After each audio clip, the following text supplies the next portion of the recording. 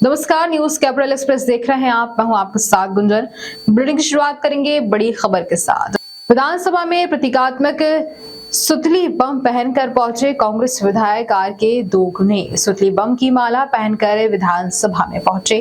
भोपाल से आपको खबर बता रहे हैं, जहां पर बीजेपी विधायक रामेश्वर शर्मा का दोगुने पर पलटवार सामने आया है। कांग्रेस वैसे ही बम की माला पहनकर घूम रही है। कांग्रेस बम आतंकवाद की जड़ है, कांग्रेस तमाशा ना करे। अधिकारी है, कलेक्टर एसपी को हटा दिया गया है। अभी जांच चालू है, वरिष्ठ अधिकारियों की टीम जांच कर रही है।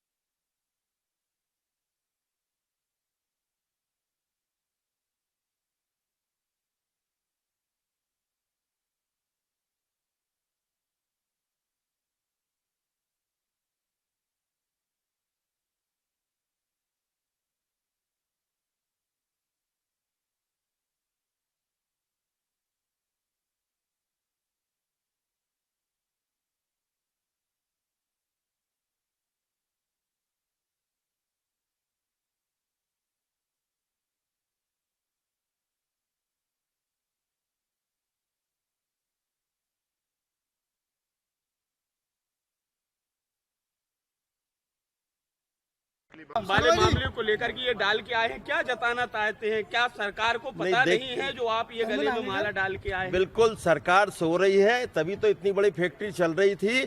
20 साल से भाजपा की सरकार है, सरकार में क्यों नहीं कार्रवाई की गई? वहाँ के नेता, वहाँ के अधिकारियों ने क्यों कार्रवाई नहीं की? कलेक्टर एसपी क्या कर रहे थे, कमिश्नर क्या कर रहे थे, वहाँ का थानेदार क्या कर रहा था? जिस थाने में है सब पे कार्रवाई होना चाहिए और एफआईआर होना चाहिए इनके ऊपर। थाने पे भी एफआईआर होना चाहिए। थाने के पास में ये फैक्ट्री चल रही थी और मेन रोड पे चल रही थी, इसलिए ये सफिशिएंट नहीं। ट्रांसफर करना कोई सॉल्यूशन नहीं होता है। कार्रवाई करें, क्योंकि लोगों की जान गई है, लोगों मारे गए हैं, लोगों के साथ अत्याचार हुआ है, लोगों का मकान पूरे खत्म हो गए हैं, जीवन खत्म हो गया, कोई के पिताजी चले गए, किसी के लड़का चला गया, कोई बूढ़ी माँ बची है। तो इस सबको मुआवजा प्रॉपर मिलना चाहिए। 4 लाख में होगा क्या? लोगों का जीवन नहीं निकल पाएगा। जी ने कहा था आज इस मुद्दे को उठाएंगे, लेकिन आपकी बात पर कहा जाए कि आप जो मुआवजे की बात कर रहे हैं, क्या मुआवजे से मामला पलट जाएगा? या फिर यूं कहें कि आपने भी तो पहले से नहीं उठाया इस मामले को, आप तो विपक्ष में थे, अभी आप वर्तमान में विधायक बने हैं, लेकिन सरकार कह रही है कि कांग्रेस यानी जो विपक्ष है इस पर राजनीति कर रहा है। देखिए, राजनीति तो हमने नहीं की, राजनीति तो कमल पटेल ने शुरू की। हमने तो कोई किसी पे आरोप नहीं लगाया था। राजनीति तो कल कमल पटेल ने आरोप लगाकर हम पे राजनीति की है। जब सत्ताधारी दल का आदमी, सत्ताधारी दल का मंत्री कह रहा है कि विपक्ष के संरक्षण में चल रहा है, हो सकता है क्या ये? विपक्ष अगर संवैधानिक काम कर रहा है या अनैतिक गतिविधियां चला सकता है क्या?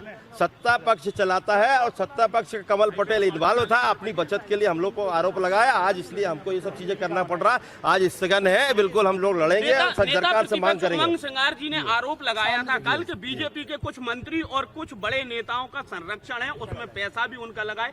कोई, आप तो वहाँ के हैं, आपको तो पता होगा। बिल्कुल बगैर संरक्षण के चल सकता है क्या? आप बताइए, सत्ताधारी नेता या मंत्री के बगैर संरक्षण के कोई काम हो सकता है क्या? वहाँ हरदा में खुला जुआ सट्टा बिक रहा है, शराब बिक रही है, किराने की दुकानों पे शराब मिल रही है, इस तरह की पूरी गतिविधियां हो रही है। और 2 महीने से मैं विधायक बना हूँ, तब से मैं चिल्ला रहा हूँ। मैंने गांधी जी के सामने धरना भी दिया, वहाँ सब चीजें कर रहे हैं। इसके बाद भी वहाँ जू नहीं रेंग रही थी और ये इतनी बड़ी घटना हो गई है। इसके लिए मैंने पहले भी गांधी जी के सामने धरना भी दिया था कि इनको सद्बुद्धि दे, अधिकारियों को सद्बुद्धि दे, भाजपा के नेताओं को सद्बुद्धि दे, ये गतिविधियां, अनैतिक गतिविधियां बंद हो। पर नहीं हो रही थी। अभी सट्टा जुआ भी बड़ा खुल के चल रहा है वहाँ, खुला, और दारू भी बिक रही खुली। और ये घटना, ये फैक्ट्री खुली चल रही थी, ये देख लो, ये घटना हो गई आपके सामने। बम बम बम से विधायक जल्दी टाइम हो गया 11 बजे। ये बम हमारे यहाँ बम बनाने की फैक्ट्री अवैध रूप से चल रही थी और कई सालों से चल रही थी। शासन ने आज तक उस पर कार्रवाई नहीं की है और उसका विस्फोट हुआ, जिससे हरदा का बड़ा नुकसान हो गया है। बहुत सारे लोगों की जान गई है और घायल हुए हैं और लोगों के आर्थिक मकान वगैरह सब टूटे हैं, तो बहुत बड़ा नुकसान हुआ है और पूरे मध्य प्रदेश लेवल पर इसका हाहाकार मचा हुआ है। तो इसलिए आए हैं कि सरकार प्रॉपर जांच नहीं करा रही है। नीचे अंदर दबे हुए लोग हो सकते हैं, उसकी SIT जो बनाई है या टीम बनाई जांच की, वो टीम में वहाँ लोकल MLA को रखना चाहिए, आपके भाजपा के जिलाध्यक्ष को भी रख लीजिए, कोई दिक्कत नहीं है, और 2 पत्रकार रखिए जिससे दूध का दूध पानी पानी हो जाए और निष्पक्ष ये सब चीज़ें हो जाए, इसलिए मांग कर रहे हैं। ये दोषी प्रशासनिक अक्षमता है और प्रशासन के अधिकारियों पर कार्रवाई होना चाहिए। बगैर संरक्षण के कुछ नहीं होता। अगर राजनीतिक दबाव में वो काम कर रहे थे तो बताए किसका दबाव था, वो अधिकारी बताएं कि इसके दबाव से काम कर रहे थे, किसी का लेटर लिखा हो, किसने सिफारिश की, वो बताएं, उससे काम करें। कमल पटेल तो आप पे आरोप लगा रहे थे। कमल पटेल, वही तो कह रहा हूँ मैं कि कमल पटेल मेरे ऊपर आरोप लगा। आप बताओ, विपक्ष का पूर्व विधायक का संरक्षण हो सकता है? जो मंत्री रहा है, वहाँ से मंत्री थे, 5 साल मंत्री रहे, पिछले कार्यकाल में विधायक रहे और उसके पहले भी 20 साल विधायक रहे हैं, और ये इनके संरक्षण में चल रही थी। मेरा आरोप है सीधा सीधा कि उनके खुद के संरक्षण अपनी बचाव करने के लिए मेरे ऊपर आरोप लगा दिया उन्होंने। एक जुलूस का कहीं फोटो है, विजय होने का जुलूस का निकला था हमारा, उसमें कहीं रुक के उन्होंने माला पहनाई है, तो वो फोटो लगा के और बता रहे हैं कि इनके संरक्षण चल रहा है। मैं सवाल उठा रहे हैं और अब स्थगन लगा हुआ और बिल्कुल सवाल उठा रहे हैं। के विधायक या कांग्रेस तो वैसे ही देश में बम की माला पहने घूम रही है। ये बम फटाके, आतंकवाद, ये सब कांग्रेस की जड़ है। लेकिन फिर भी हम माननीय मुख्यमंत्री मोहन यादव जी को धन्यवाद देंगे। उनने हरदा में जो घटना घटित हुई दुर्भाग्यपूर्ण है, उस पर तत्काल कार्रवाई की है। SP कलेक्टर वहां हटा दिए गए। जो भी दोषी होगा उनके खिलाफ सख्त से सख्त कार्रवाई के निर्देश है। जांच कमेटी बन गई है। कांग्रेस तमाशा ना करे, बल्कि मानवीय आधार पर सरकार जो पहल कर रही है उसमें सहयोग करे, जिससे मध्य प्रदेश में ऐसी कभी कोई अनहोनी घटना ना घटित हो। बम की माला पहनने का लोकतंत्र के जनप्रतिनिधियों को शोभा नहीं देता। अयोध्या में श्री राम के विग्रह की प्राण प्रतिष्ठा के कार्यक्रम का निमंत्रण ठुकराकर कांग्रेस ने बहुत गलत किया है। सनातन के मनाने वाले प्रतिदिन अपने आराध्य श्री राम की पूजा अर्चना करते हैं। ऐसे में 500 साल के बाद जो सपना पूरा हुआ है, लेकिन कांग्रेस ने जिस तरह से निमंत्रण को अस्वीकार किया है वो गलत है। इसलिए मैं कांग्रेस को छोड़कर बीजेपी में शामिल हो रहा हूँ। बीजेपी में हम सब PM नरेंद्र मोदी के नेतृत्व में भारत के विकास के लिए काम करेंगे। पार्टी जो मुझे दायित्व देगी मैं उसे पूरा करूंगा।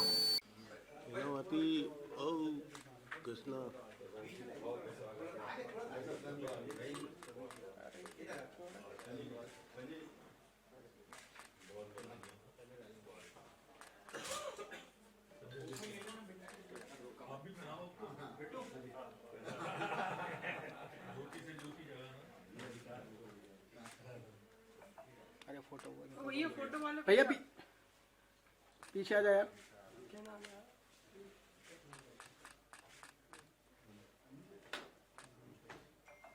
कल मैं पन्ना में था तो अन्नू भैया को आइए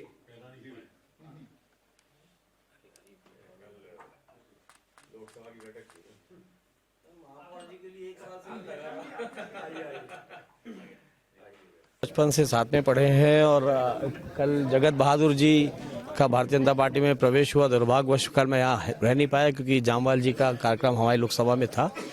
और जगत बहादुर जी भी, जैसा कल मैं आपके चैनलों में देख रहा था कि लोगों ने बोला कि ये पंजा से जीते हैं, ये पंजा से नहीं जीते थे, इनके कारण पंजा जीता था। वैसे ही आज हमारे बीच में शशांक शेखर, जिन्हें हम प्यार से बचपन से ही बाबा भाई कहते आ रहे हैं, हम दोनों एक ही बेंच में पढ़े हैं। आज आदरणीय शशांक शेखर जी जो महाधिवक्ता भी रहे हैं मध्य प्रदेश के और जिनका नाम जजेस की पैनल तक में गया हुआ था, लेकिन इन्होंने सेवा को चुना और समाज की सेवा के साथ साथ जहां एक तरफ ये लोगों का पक्ष भी रखेंगे हाई कोर्ट सुप्रीम कोर्ट में, वहीं लोगों की सेवा भी करते। और मैंने ये देखा कि हजारों लोगों का इन्होंने निःशुल्क केस लड़ा है और इसी के यही एक कारण था कि जहां एक तरफ 10,000 से ऊपर वकील इनके एक आवाज में इस विधानसभा चुनाव के पहले कांग्रेस के पक्ष में इनके कहने पे आए थे, और आज जब इन्होंने देखा कि राम जी के मंदिर के निर्माण में जाने से रोका जा रहा है, प्राण प्रतिष्ठा से रोका जा रहा है, हिंदुत्व के भाव से रोका जा रहा है, सनातन को एक बीमारी के रूप में कहा जा रहा है, डेंगू के रूप में कहा जा रहा है, तो जो प्रतिदिन पूजा करता है, जो ईश्वर को 2 अगरबत्ती भी लगाता है, तो उसको भावनाओं को ठेस पहुंचती है। तो जहां कांग्रेस एक तरफ हिंदुत्व की भावना को ठेस पहुंचा रही है, सनातन को गाली बक रही है, वहीं दूसरी तरफ आदरणीय नरेंद्र मोदी जी राम राज्य की परिकल्पना को साकार करते हुए भारत को विश्व गुरु बनाने जा रहे हैं, सर्व रूप से संपन्न करने जा रहे हैं। तो इनको जब सेवा भाव ही था तो इन्होंने आज सही मार्ग चुना और मुझे प्रसन्नता है कि मेरे बचपन के मित्र और मेरे भाई जगत बहादुर दोनों आज आ गए और ये निरंतर सिलसिला जारी रहेगा। जो राम को मानते हैं वो भाजपा में आएंगे और जो राष्ट्र निर्माण को चाहते हैं वो भी भाजपा में आएंगे। धन्यवाद। ऐसे आ जाएं पीछे। हाँ, ये पीछे आ जाए जी। बीजेपी में शामिल हुए हैं, क्या कहेंगे? मन प्रसन्न है, सही जगह पे हूँ। राम राज्य की परिकल्पना को साबित होते हुए हम देख रहे हैं, राम जी का मंदिर बन गया। अब विकास की बात आती है तो मोदी जी जैसा विकास की रफ्तार देने वाला ना कोई भूत ना कोई भविष्य में मुझे दिखाई देता है कि ऐसा यशस्वी प्रधानमंत्री हमारे देश में।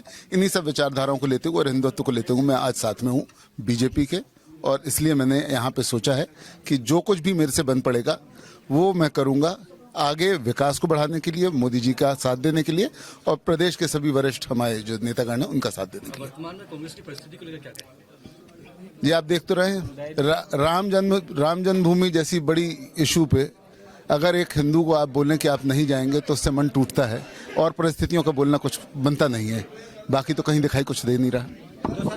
पद्मश्री पुरस्कार से सम्मानित सत्येंद्र सिंह लोहिया का प्रदेश भाजपा कार्यालय में भाजपा प्रदेश अध्यक्ष बी.डी. शर्मा ने सम्मान किया। इस मौके पर बी.डी. शर्मा ने कहा है कि सत्येंद्र ने मध्य प्रदेश का मान बढ़ाया है। दिव्यांग होने के बावजूद उन्होंने कई हैरत अंगेज काम किए हैं। इंग्लिश चैनल को तैरकर पार किया है, जिसके चलते उन्हें पद्मश्री जैसे पुरस्कार से सम्मानित किया गया। जो मिल गया वो खोया नहीं करते, होती सफलता उन्हें ही है, वक्त और हालात पर कभी रोया नहीं करते।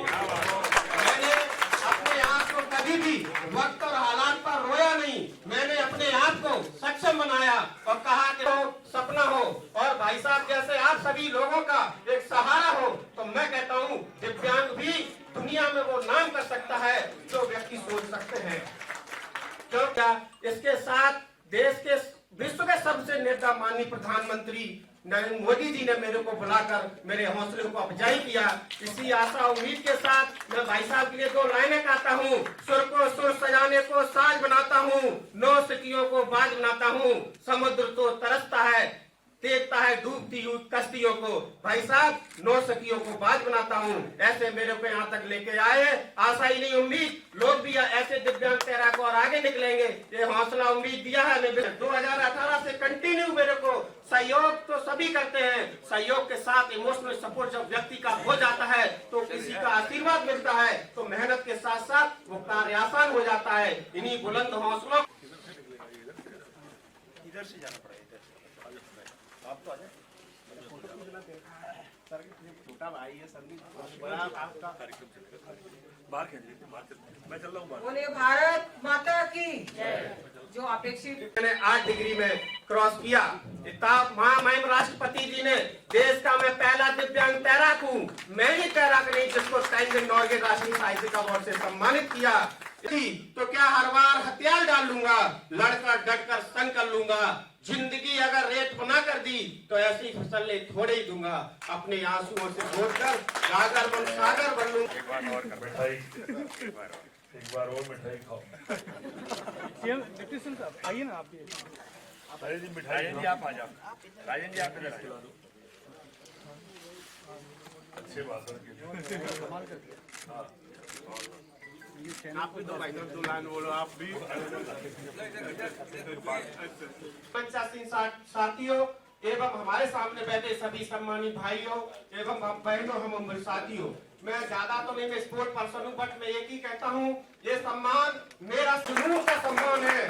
जो लोग कहते हैं कि दिव्यांग व्यक्ति कुछ कर नहीं सकता, मैं कहता हूँ दिव्यांग व्यक्ति शरीर से मैं कहूँगा ये आज बहुत ही खुशी का दिन है और मैं कहता हूँ ये मेरा ही सम्मान नहीं है और पूरे प्रदेश के दिव्यांग भाइयों का सम्मान है, एक सोच का सम्मान है। मैं चाहता हूँ किसी तरीके से किसी भी प्रतिभा को जब सम्मानित किया जाता है तो उसको उम्मीद मिलती है, हौसला मिलता है आगे बढ़ने के लिए, तब अपने प्रदेश और देश का नाम अंतर्राष्ट्रीय स्तर पर गौरवान्वित कर पाता है। और मैं इसके लिए प्रदेश अध्यक्ष परमादरणीय विष्णुदत्त शर्मा जी को मैं धन्यवाद देता हूं कि उन्होंने मेरे को हौसला अफजाई किया, और मैं चाहता हूं ऐसे ही वो करते रहेंगे तो मैं उम्मीद ही नहीं आशा से कहता हूं इसी तरीके से आगे बढ़ता रहूंगा। नेता प्रतिपक्ष उमंग सिंगार का बयान। हरदा विधायक दोगने में कहा, सरकार ने हमारी बात नहीं सुनी। हम चाहते हैं कि जिन लोगों का हाथ तो उन सभी लोगों पर FIR होनी चाहिए।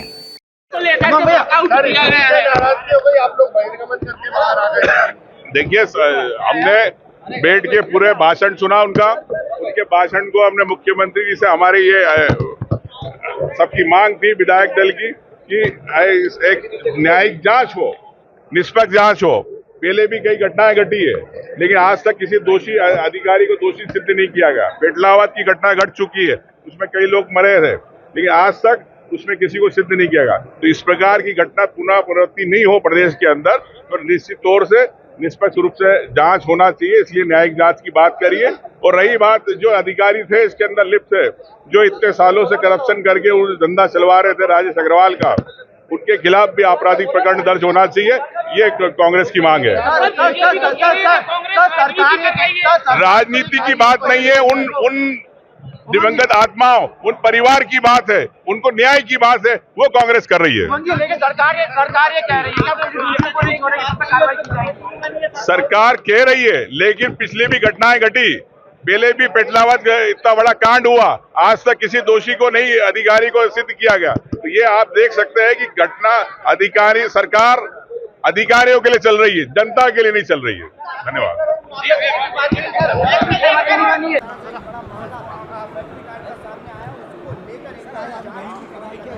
देखिए, बहिर्गमन का सीधा हमारा मुद्दा था कि हमने स्थगन लिया था, और इसीलिए कि सरकार से कोई आश्वासन मिलेगा, प्रॉपर घटना की जांच होगी।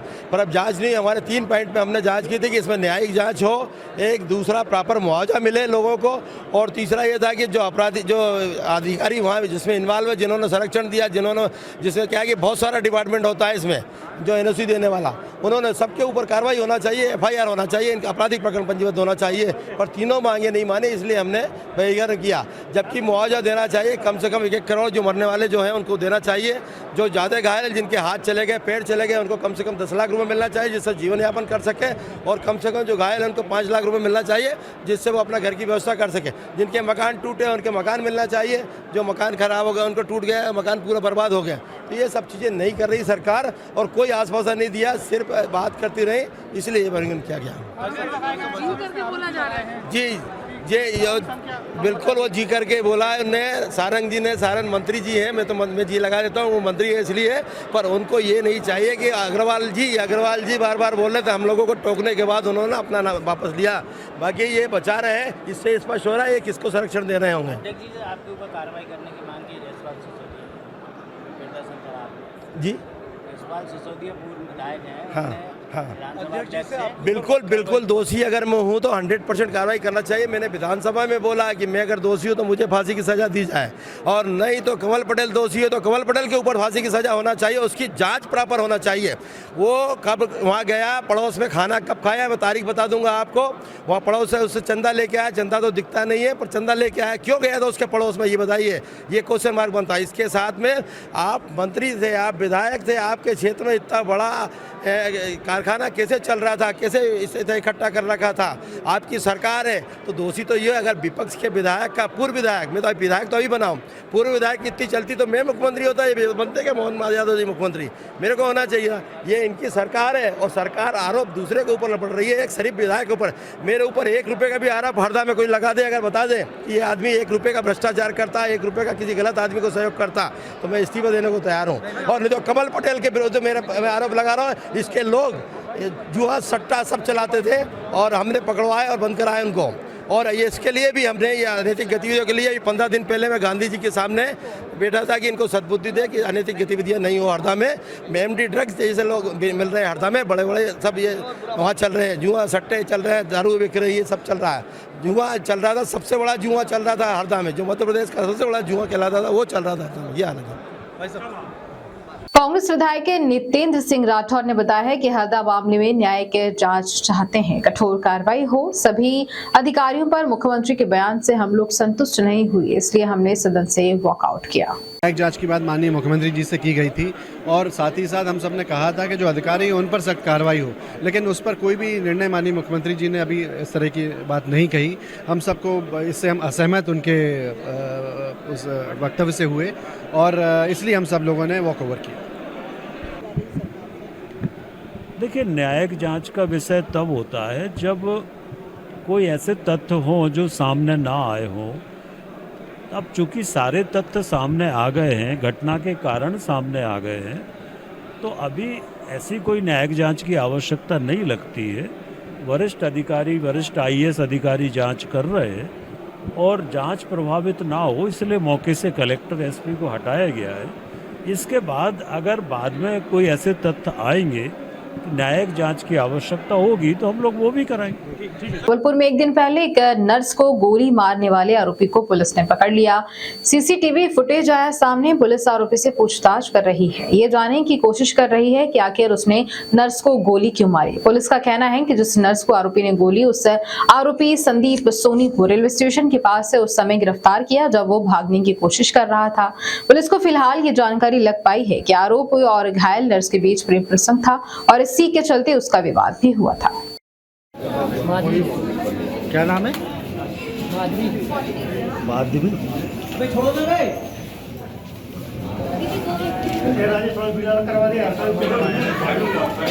यही बाइक जब बाइक करेगा पुलिस अब भी तो आई है।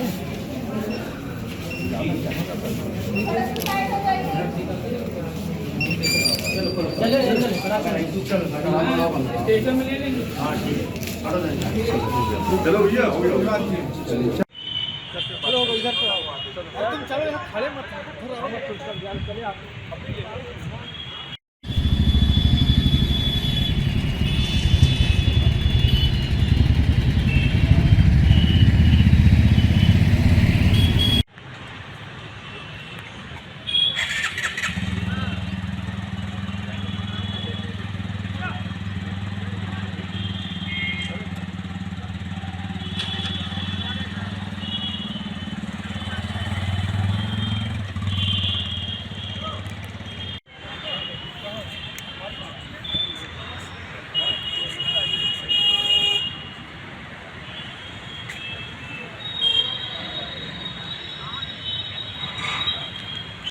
भैया सब एक गोली कांड हुआ, तो मुख्य क्या वजह आई है, कौन आरोपी है, कहाँ का है? सुबह हमें लगभग 9:30-10 बजे के आसपास सूचना मिली थी। डायल 100 पे भी पॉइंट आया था और साथ ही एक नालंदा चौक के पास एक मैकेनिक की शॉप है, तो वो भी उनने भी थाने आकर के सूचित किया था कि रसल चौक के पास में एक युवक ने एक युवती को गोली मार दी है। तो उस पर थाने की पेट्रोलिंग पार्टी रवाना हुई थी और वहाँ पर जब मौके पर पहुँचे तो ये पता चला कि ऑटो चालक जो घायल महिला थी उनको जबलपुर अस्पताल लेके चले गए थे। तो वहाँ पहुँचे, वहाँ पर उनकी वहीं पर देहाती नांसी हत्या नहीं की गई थी और उसके बाद पहले एक टीम लगाई गई थी इनके पतासाजी के लिए, आरोपी के। तो वहाँ लोगों ने ये बताया कि वो रेलवे स्टेशन की ओर भाग गया है। उसमें प्रॉपर सर्चिंग की गई सभी पार्टियों के माध्यम से, तो वो आदमी मिला, उससे पूछताछ की गई तो उसने अपना अपराध करना स्वीकार किया। तो वो मूलतः पटनी का था। ये लोग टूर के परिचित थे और इस प्रेम प्रसंग में एक विश्वासघात के इसमें गोली चला। तो क्या नाम है आरोपी का, क्या करता है? आरोपी का नाम संदीप सोनी है और ये सुख सागर हॉस्पिटल वगैरह वहाँ पे ही काम करता है। 20 से 26 फरवरी तक 50वें खजुराहो नृत्य समारोह का आयोजन खजुराहो में किया जा रहा है, जिसमें करीब 1500 से 2000 के बीच कलाकारों द्वारा सामूहिक नृत्य प्रस्तुत किए जाएंगे और एक विश्व रिकॉर्ड बनाया जाएगा। गौरतलब है कि विश्व रिकॉर्ड के अनुसार 1200 कलाकारों की जरूरत है, पर यहाँ पर 1500 से 2000 कलाकार अपने सामूहिक नृत्य प्रस्तुत करेंगे। इसके साथ विभिन्न गतिविधियां इस महोत्सव के दौरान होंगी।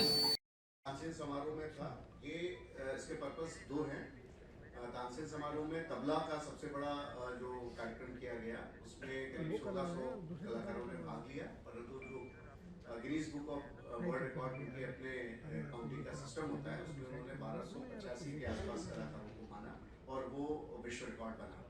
तो ये विश्व रिकॉर्ड जो बनता है, ये उस स्थान को पूरे वर्ल्ड मैप में अंकित कर देता है और इसकी बहुत अपने आप ही बहुत ज्यादा प्रसिद्धि है उस स्थान की भी और उस कला की भी। तो हमारे तबला जो हमारा क्लासिकल म्यूजिक है वो हमारा पूरे दुनिया में पहुंचा। ऐसे ही कथक हमारा क्लासिकल डांस फॉर्म है और खजुराहो अंतरराष्ट्रीय नृत्य महोत्सव है और साथ ही साथ खजुराहो जो है यूनेस्को की वर्ल्ड हेरिटेज साइट है जो पर्यटन की दृष्टि से भी बहुत इंपॉर्टेंट है। तो दोनों चीजों को वर्ल्ड मैप पे अंकित करने के लिए पर्यटन की दृष्टि से इस तरीके के कार्यक्रम का आयोजन किया गया है जिसके बारे में पहले किसी ने परिकल्पना नहीं की, जिसमें 1600 डांसर्स कंदरिया महादेव कॉम्प्लेक्स में एक साथ परफॉर्म करेंगे। ये दिन के टाइम होगा क्योंकि शाम को वो उसकी रिकॉर्डिंग नहीं हो पाती है तो दिन में होगा और शाम को उसकी एक संक्षिप्त प्रस्तुति माननीय मुख्य अतिथियों के समक्ष भी मंच पे भी होगी, परंतु उतने कलाकार उसमें नेचुरली नहीं मंच पे आ सकते। अलग अलग जो शैलियां हैं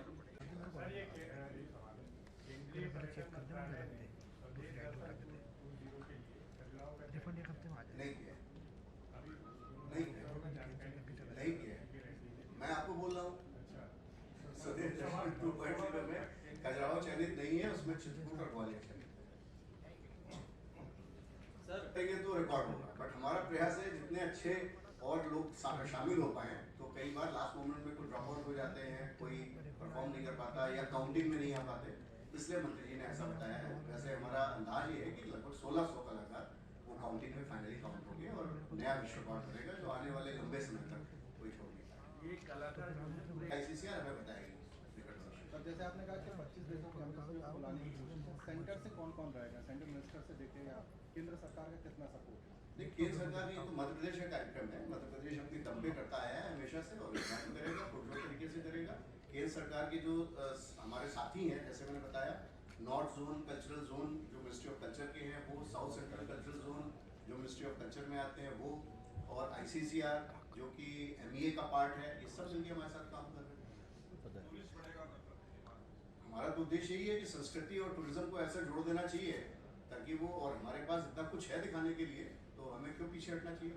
सर भोपाल से जो पत्रकार हैं उनके लिए क्या व्यवस्था? जैसा बताया वो नए आयाम इस बार जोड़े गए हैं जो कि इस गोल्डन जुबली सेलिब्रेशन को एक विशिष्ट बनाएंगे और हमेशा एक हमारी मेमोरी में एक अंकित रहे लंबे समय तक और खजुराहो मध्य प्रदेश को संस्कृति और पर्यटन के क्षेत्र में नई ऊंचाइयों पर ले जाने के लिए हमें सहायक से आपने जो विश्व रिकॉर्ड की बात की, 10वें खजुराहो में 50 वर्ष का इतिहास जो है तो उसके लिए इतिहास का लेखन किया गया है और एक पुस्तक उसमें उसका लोकार्पण भी किया जाएगा। तो जिसमें खजुराहो के 50 साल के इतिहास का उल्लेख रहेगा, कैसे कैसे क्या क्या हुआ। और लोक नृत्य की प्रस्तुतियों में इस बार खजुराहो नृत्य समारोह के अवसर पर नृत्य की अन्य गतिविधियों के रूप में दक्षित मध्य सांस्कृतिक केंद्र नागपुर द्वारा लोक नृत्य की प्रस्तुतियों का आयोजन भी किया जाएगा। ऑल इंडिया के कॉन्फ्रेंस होंगे वो आदिवर्ग मैगजीन को केंद्रित किया जाएगा और उसमें गवर्नमेंट ऑफ इंडिया की जो साउथ सेंट्रल कल्चरल जोन और नॉर्थ कल्चरल जोन है उनके सहयोग से वो चीज़ आयोजित की जाएगी। तो पैरेलल में दोनों चीज़ें चलेंगी। खजुराहो डांस फेस्टिवल का जो टाइम है 6:30 से स्टार्ट होगा, उससे पहले आदिवासी म्यूजियम जो आप के ध्यान में होगा, बहुत ही सुंदर, जैसे हमारा यहाँ का जनजाति संग्रहालय म्यूजियम है उससे भी और बेहतर आदिवासी म्यूजियम बनाना है जो गत वर्ष माननीय मुख्यमंत्री ने शुभारंभ किया था। तो ये गतिविधियाँ जो फोक और कार्य की होंगी वो वहाँ पर की जाएगी। जैसा कि माननीय मंत्री जी ने बताया है कि कुछ और चीज़ें पर्यटन की दृष्टि से, क्योंकि खजुराहो हमारा बहुत इम्पोर्टेंट पर्यटन केंद्र है। कुछ समय पूर्व हमने आपसे शेयर किया था कि स्काई डाइविंग फेस्टिवल भी खजुराहो में 20 से 26 तक होगा। तो वहाँ पर जो आगंतुक होंगे, पर्यटक होंगे, वो स्काई डाइविंग का भी आनंद ले सकेंगे। मैं बहुत बहुत स्वागत, वंदन और अभिनंदन करता हूँ क्योंकि विधानसभा की आप लोगों को जानकारी है कि विधानसभा की कार्रवाई भी चल रही है।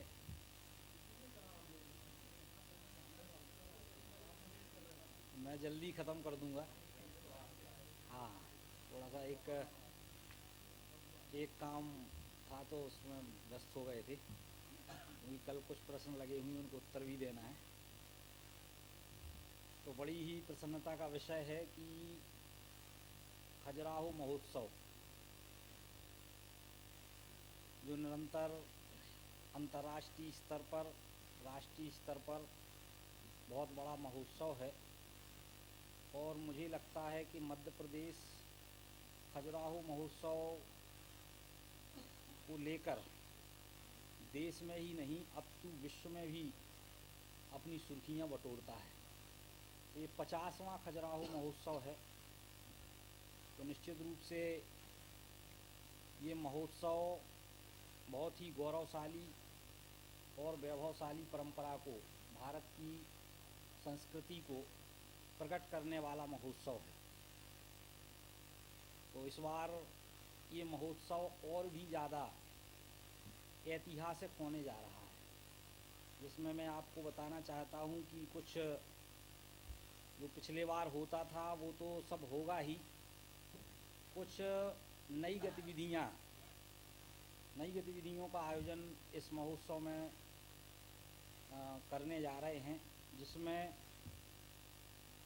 Kathak Kumbh Guinness book of world record में शामिल किए जाने के उद्देश्य से कथक कुंभ का आयोजन किया जा रहा है, जिसमें 1500 से लेकर 2000 कलाकार इसमें शामिल होंगे। 20 तारीख को ये आयोजन शुरू होगा, और कथक कुंभ के माध्यम से गिनीज बुक में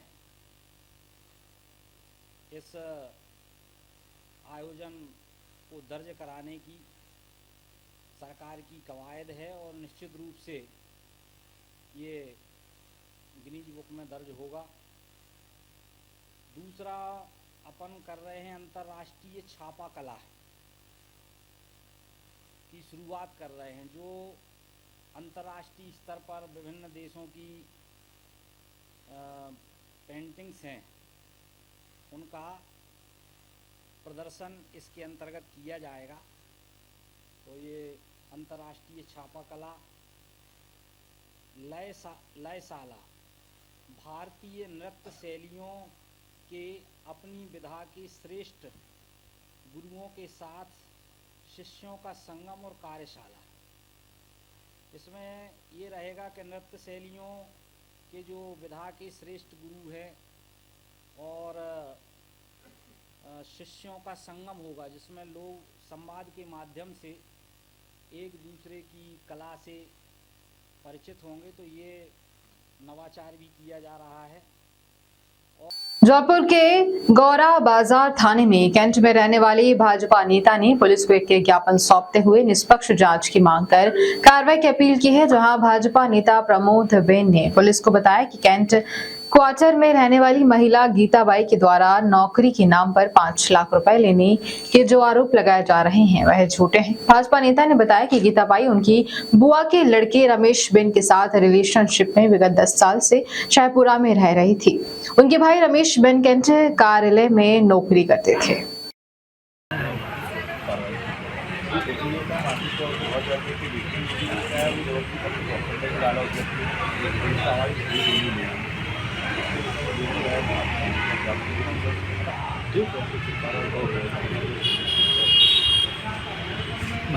सब एक गोरा बाजार थाने में अभी एक प्रमोद बेन करके तो ज्ञापन सौंपा है। क्या है मामला, किस विषय में? मामला ये आवेदन दिया है, अब देखिए इसके निष्पक्ष जांच होगा और कार्रवाई उचित कार्रवाई होगी वो करेंगे। ठीक है ना? नाम और पद बता दें आपका। ये सही महेश परते, थाना गोरा बाजार। ठीक।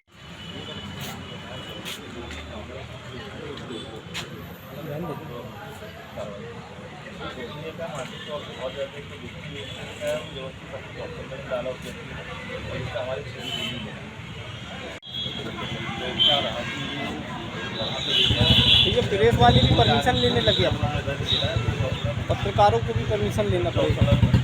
जी, क्या शिकायत लेकर आए हैं, कहाँ से आए? शिकायत हमने एसपी ऑफिस में भी दी है और आज हमने कैंट के गोराबाजार थाने में भी दी है।